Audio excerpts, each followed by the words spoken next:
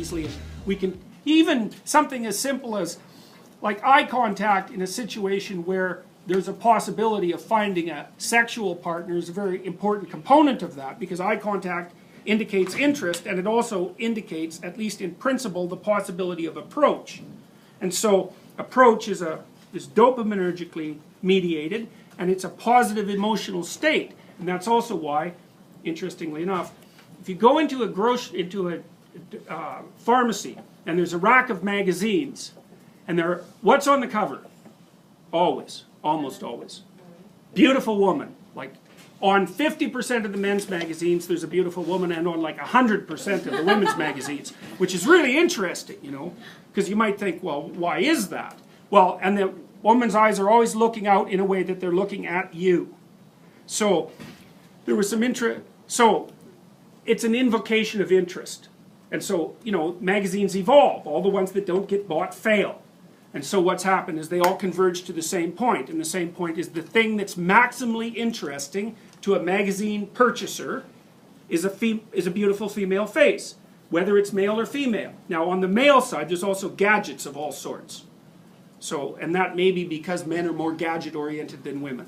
So, anyways. And we also know that, for example, with men, if you show them, this is a funny little study. So you show them the face of a beautiful woman, and her eyes are looking that way, or this way, or they're looking right at him. You can check the activity in the dopaminergic center in a place called the nucleus accumbens, which is the same place that cocaine hits. Face on eye contact, that thing lights up. It lights up even more if she's wearing a red dress. Right, and you can get the same kind of lighting up with a red curvy sports car. Yeah. So it's, you know, my thought when I read that was the perfect situation is like a beautiful girl dressed in red, perched on a sports car with some cocaine. Why red? Why red? Why red? Yes.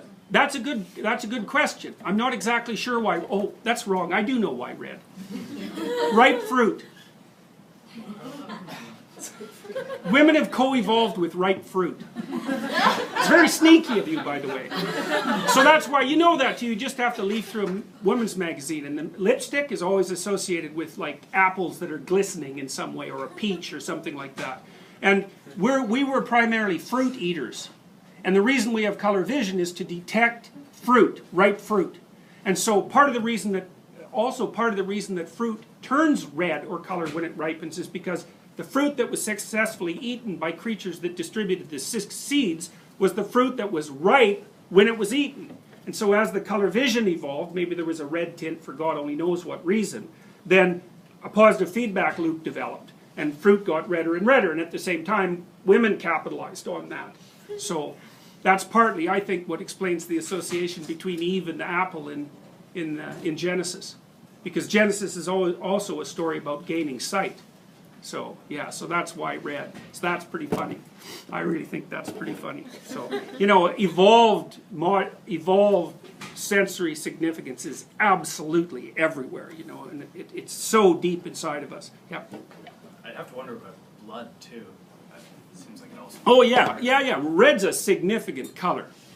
But I think, I mean, and it's funny, too, because say there's a flushed face. Well, that means it's infused with blood. It's also a sign of health. It's also a sign of sexual arousal. But it is a sign of health. And so you see, in old Coke ads from the 1930s, the girl's cheeks are so red that, you know, it looks like she has a fever. So it's often a form of sexual signaling that indicates health. So that's another part. I mean, these are multiply determined, right? It is anything as complex as vision. Yeah, and blood means, hey, maybe don't go there. Or maybe it means there's something to eat. Right.